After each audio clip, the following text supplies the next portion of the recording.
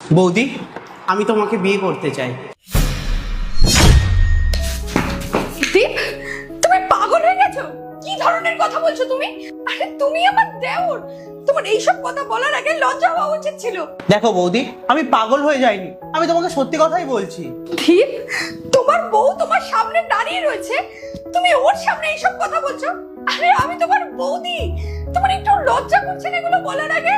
আরে কোন অধিকারে তুমি এইসব কথাবার্তা বলছো আমাকে? আরে পাড়া প্রতিবেশী লোকজন ওরা কি বলবে আমাদেরকে?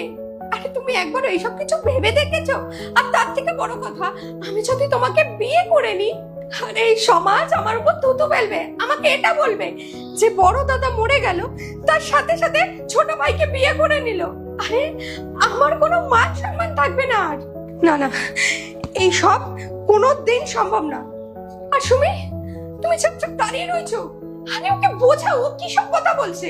দেখো বৌদি, সমাজ তো অলরেডি আমাদেরকে নিয়ে সমালোচনা করেই যাচ্ছে, তাহলে আমাদের উচিত বিয়েটা করেই নেওয়া। আর বৌদি, এতে সুমিরও কোনো আপত্তি নেই। আর সুমি, তুমি আমাদের বিয়েতে সহমত দিচ্ছ তো? হ্যাঁ বৌদি, আমি দীপকে বলেছি ও যাতে তোমাকে বিয়ে করে নেয়, আর আমি এর কোনো বিরোধিতা করছি না।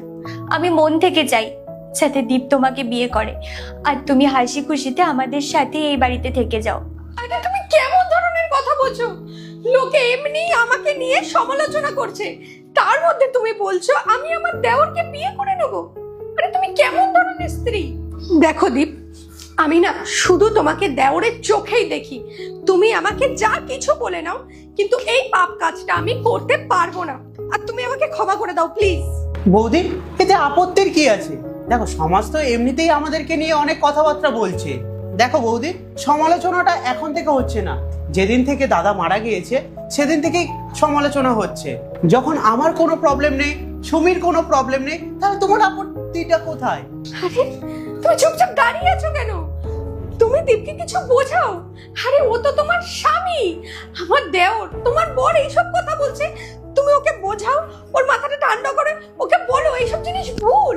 বৌদি, তুমি এখনো সমাজের কথা ভাবছো? আচ্ছা, এই সমাজ কি তোমার কথা একবারও ভাবে? তুমি এখন একা হয়ে গেছো, আর তুমি তো ভালো করেই জানো একা একটা নারীর পক্ষে এই সমাজে টিকে থাকা কতটা কঠিন। তুমি কি করে থাকবে? আর এই বাড়িতে তো আমরা তিনজনই থাকি। তুমিও এই বাড়ি ছেড়ে যেতে চাইছো না, তুমি এই বাড়ি ছেড়ে ভালোও থাকবে না। তাই আমি চাই তুমি দীপকে বিয়ে করে নাও, আর আমরা তিনজন একসাথে খুব ভালো থাকি। দেখো, তুমি তোমার দাদাকে কল করে নাও, আর কতদিন এই বাড়িতে এইভাবে তুমি পার্ট 2 দেখতে সাবস্ক্রাইব করুন SJ সোনি ব্লগ 2M।